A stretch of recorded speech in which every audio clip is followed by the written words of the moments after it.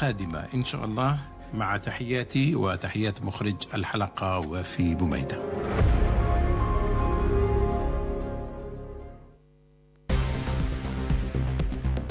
With Radio Algeria International, you will not miss a single major political or economic event. Radio Algeria International, our voice in the world.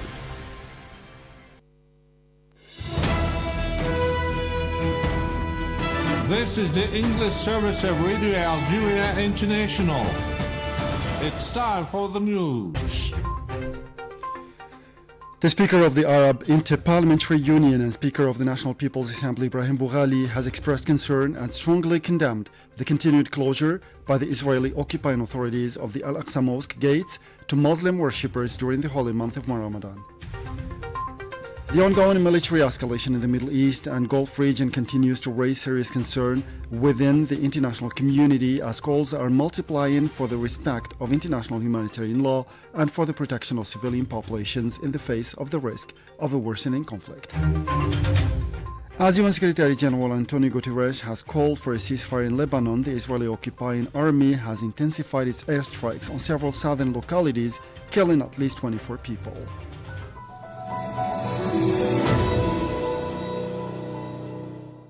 Those were the headlines, and now the news in detail from Radio Algeria International. First in our news, the President of the Republic, Supreme Commander of the Armed Forces and Minister of National Defense, Mr. Abdelmajid Tebboune, has extended his condolences to the families of the 3 soldiers who were killed during their duty in the 5th Military Region.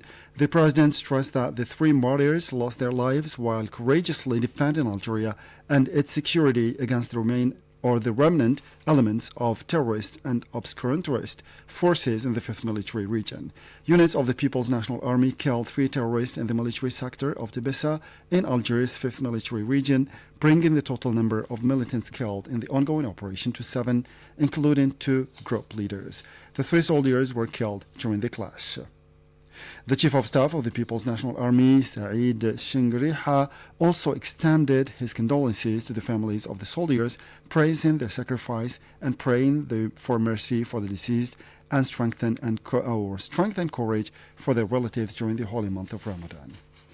The Speaker of the Arab Inter-Parliamentary Union and Speaker of the National People's Assembly, Brahim Boughali, has expressed deep concern and strongly condemned the continued closure of the Al-Aqsa Mosque gates to Muslim worshippers by the Israeli occupying authorities during the holy fasting month of Ramadan. In a statement issued on behalf of the APU, the Speaker said the measure violates the sanctity of Ramadan, the religious and historical status of Al-Aqsa Mosque, which is Islam's first Qibla and third holiest site, and the feelings of Muslims worldwide. He added that the move breaches international law and resolutions protecting the historical and legal status of Al-Quds and freedom of worship. The APU called for the immediate cancellation of these measures and the reopening of the mosque to worshippers, warning that such action could heighten tensions in the region. The ongoing military escalation in the Middle East and Gulf region continues to raise serious concern within the international community as calls are multiplying for the respect of international humanitarian law and for the protection of civilian population in the face of the risk of a worsening conflict in the near future. Mariam Barsha has more details. The military tensions, which erupted on February 28th and have been marked by strikes and exchanges of fire, are fueling fears of a rapid deterioration of the humanitarian situation in the region. In this context, numerous international organizations have recalled the obligation for all parties to the conflict to respect the fundamental principles of international humanitarian law. The United Nations has repeatedly warned of the severe consequences that could result from any attack targeting essential civilian infrastructure such as hospitals, water supply networks, or energy facilities, whose destruction could significantly worsen the living conditions of populations. In this regard, UN Secretary General Antonio Guterres reiterated on Thursday his call for an immediate cessation of hostilities, stressing that the continuation of strikes represents a serious threat to international peace and security and is already causing considerable suffering among civilians. He added that the region and the world desperately need a way out of this crisis, stressing that de-escalation and dialogue are the only way forward and urging all parties to cease hostilities, respect international law, protect civilians, and immediately return to the negotiating table. For its part, the International Maritime Organization announced that it will convene its council in an extraordinary session on March 18th and 19th in London to examine the growing risks facing maritime transport and seafarers in connection with the escalation of the crisis in the Gulf region. At the same time, UN humanitarian agencies report a rapid increase in needs on the ground. According to the United Nations High Commissioner for Refugees, UNHCR, more than 4.1 million people have been displaced within their own countries since the start of the escalation, while around 117,000 others have sought refuge in neighboring countries. In response to the situation, several international actors are calling for the establishment of secure humanitarian corridors and the continued access of aid to affected populations, while also urging rapid de-escalation and a return to dialogue. Beyond the humanitarian dimension, observers also point to the growing economic repercussions of the crisis, notably marked by a surge in oil prices, as well as disruptions to maritime transport along strategic routes such as the Strait of Hormuz. As UN Secretary General Antonio Guterres has called for a ceasefire in Lebanon, the Israeli occupying army has intensified its airstrikes on several southern localities, killing at least 24 people. The news agency ANI said the Israeli bombardments targeted for the second consecutive day the area of Burj Hamud. The health ministry affirmed that 12 people, including doctors, nurses, and rescuers, have been killed in Israeli raids on the southern locality of Sawani. This brought to 26 the number of medical personnel killed since the Israeli army launched its bombardments on Lebanon. According to media, a residential area in Beirut's northern area was also hit by the Israeli strikes. This came as UN Chief Antonio Guterres hailed in Beirut the resilience of the Lebanese population, which has been, as he put it, fragilized by years of an economic and political crisis, adding to the Israeli aggression it is currently confronted to. In a statement made before the Speaker of Parliament, Nabih Berri, he called for an immediate ceasefire and reiterated his solidarity with and support to the Lebanese people, for whom he stressed the UN would do its utmost to put an end to such a nightmare. Let's listen to Mr. Guterres. Lebanon was dragged into a war that is not a war that its people would be willing to have. I sincerely hope that in my next visit to Lebanon, I'll be able to visit a Lebanon in peace. I'll be able to visit a Lebanon where the state has the monopoly of the use of force, and to visit a Lebanon whose territorial integrity is fully reestablished and respected. In between, my strong appeal to both parties, to Hezbollah and to Israel, is for a ceasefire, to stop the war and pave the way to find a solution that would allow Lebanon to become a country independent, with sovereignty and territorial integrity respected, and where its authorities have, as I said, the monopoly of use of force. This is no longer the time of armed groups. This is the time of strong states. And in a joint call he made with Lebanese Premier Nawaf Salam, the UN Secretary General urged for a $300 million financing as an emergency aid for the 3 coming months.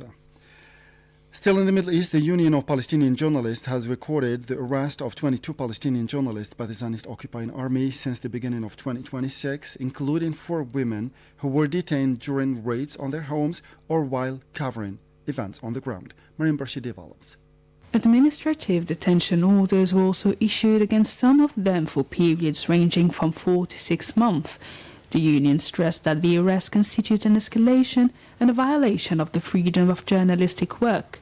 Meanwhile, the Zionist genocidal aggression against the Gaza Strip has continued, with the death toll increasing to 72,234 martyrs and 171,852 injured, the majority of them women and children, since October 7, 2023. The Palestinian Health Authority said that bodies of 7 martyrs, along with 13 injured people, were transferred to hospitals in Gaza over the past 48 hours, the same source added, noting that many victims are still trapped under the rubble. Since the ceasefire came into effect on October 10th, 658 Palestinians have fallen as martyrs and 1,754 others have been injured, while the bodies of 756 martyrs have been recovered. In another development, 2 more European countries, namely Iceland and the Netherlands, announced that they will join the genocide case concerning Gaza against Israel, currently under review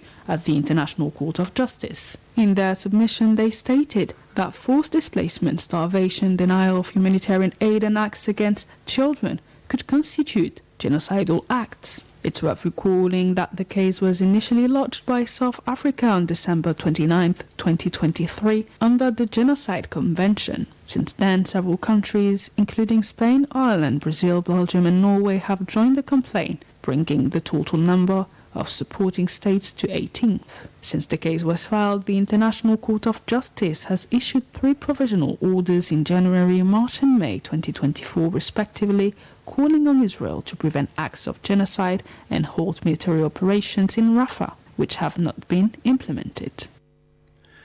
And in Ethiopia, the death toll from the floods and landslides in southern Ethiopia in the south of the country has risen to 80, prompting the Ethiopian parliament to declare 3 days of national mourning, starting today as many people remain missing. Marin Borshigan.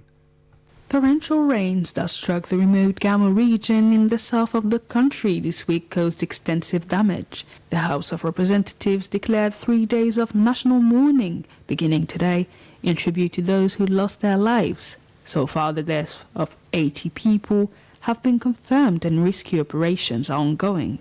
Police had already warned that the death toll could exceed 200. The head of the World Health Organization, WHO, Tedros Adhanom Ghebreyesus, previously said on X that thousands of people had been displaced by the disaster. He said that WHO immediately activated an emergency response unit and deployed rapid response teams to the affected areas to support local health authorities. He added that emergency medical supplies, including trauma kits, cholera treatment equipment, nutritional kits for children, and water disinfection products, are being prepared. And with this last piece of news, we come to the end of our news bulletin for today. We'll leave you now with our weekly programs, the Health Magazine. It will be followed by another program on culture by my colleague Aziza Gassia. I'll meet you again tomorrow for a fresh edition of our news bulletin. Goodbye and صحفتكم.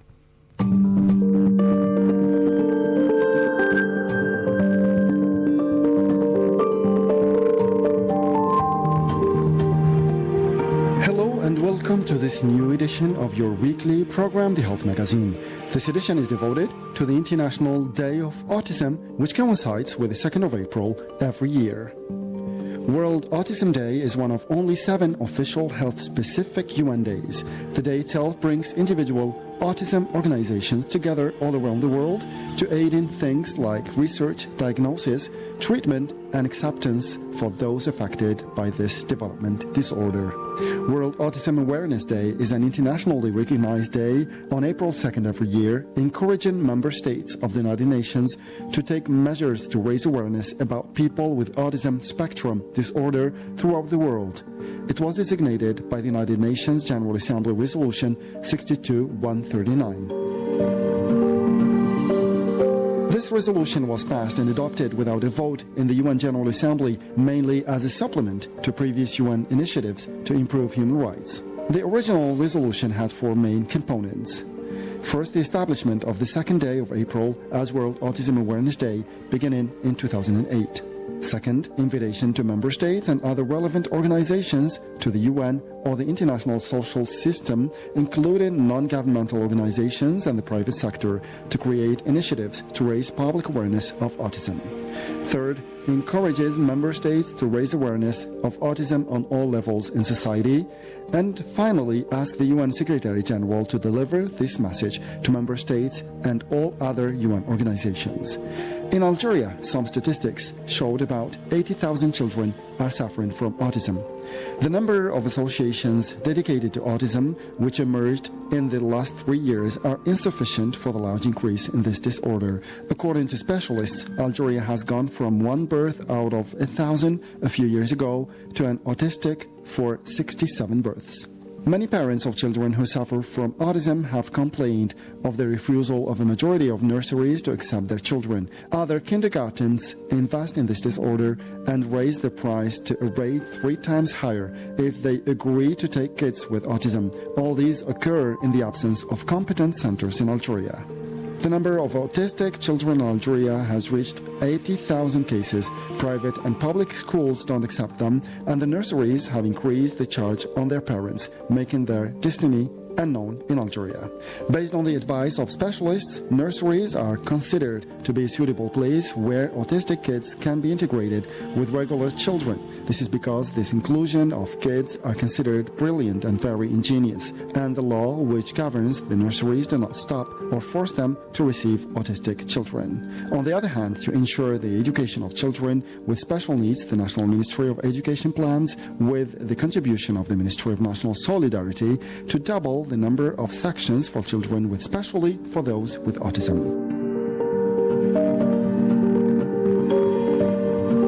Now, what is autism? Autism is a complex neurobehavioral condition that includes impairments in social integration and development, language and communication skills, combined with rigid and repetitive behaviors. Because of the range of symptoms, this condition is now called Autism Spectrum Disorder, or ASD.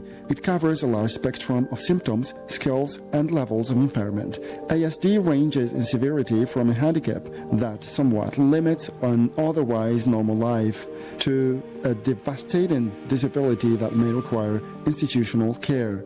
Children with autism have trouble communicating. They have trouble understanding what other people think and feel. This makes it very hard for them to express themselves, either with words or through gestures, facial expressions, and touch. A child with ASD who is very sensitive may be greatly troubled, sometimes even pained by sounds, touches, smells, or sights that seem normal to others. Children who are autistic may have repetitive, stereotyped body movements such as rocking, pacing, or hand flapping. They may have unusual responses to people, attachments to objects, resistance to change in their routines, or aggressive or self-injurious behavior. At times, they may seem not to notice people, objects, or activities in their surroundings. Some children with autism may also develop seizures, and in some cases, those seizures may not occur until adolescence. Some people with autism are cognitively impaired to a degree, in contrast to some typical cognitive impairment, which is characterized by relatively even delays in all areas of development. People with autism show uneven skill development. They may have problems in certain areas, especially the ability to communicate and relate to others, but they may have unusually developed skills in other areas, such as drawing, creating music, solving math problems, or memorizing facts. For this reason, they may test higher, perhaps even in the average or above average range, on nonverbal intelligence tests. Symptoms of autism typically appears during the first 3 years of life. Some children show signs from birth. Others seem to develop normally at first, only to slip suddenly into symptoms when they are 18 to 36 months old. However, it is now recognized that some individuals may not show symptoms of a communication disorder until demands of the environment exceed their capabilities. Autism is 4 times more common in boys than in girls. It knows no racial, ethnic, or social boundaries. Family income, lifestyle, or educational level do not affect a child's chance of being autistic. Autism is said to be increasing. However, it is not entirely clear whether the increase is related to changes in how it is diagnosed or whether it is a true increase in the incidence of the disease. Autism is just one syndrome that now falls under the heading of autism spectrum disorder. Previous disorders that are now classified under the umbrella diagnosis of ASD or a social communication disorder include autistic disorder. This is what most people think of when they hear the word autism. It refers to problems with social interactions, communication, and imaginative play in children younger than 3 years. Asperger's syndrome. These children don't have a problem with language. In fact, they tend to score in the average or above average range on intelligence tests, but they have the same social problems and limited scope of interests as children with autistic disorder. Pervasive development disorder, or PDD, also known as atypical autism. This is a kind of catch-all category for children who have some autistic behaviors but who don't fit into other categories. Childhood disintegrative disorder. These children develop normally for at least 2 years and then lose some or most of their communication and social skills. This is an extremely rare disorder, and its existence as a separate condition is a matter of debate among many mental health professionals. Because autism runs in families, most researchers think that certain combinations of genes may predispose a child to autism, but there are risk factors that increase the chance of having a child with autism. Advanced age of the mother or the father increases the chance of an autistic child. When a pregnant woman is exposed to certain drugs or chemicals, her child is more likely to be autistic. These risk factors include the use of alcohol, maternal metabolic conditions such as diabetes or obesity, and the use of anti-seizure drugs during pregnancy. Although sometimes cited as a cause of autism, there is no evidence that vaccinations cause autism.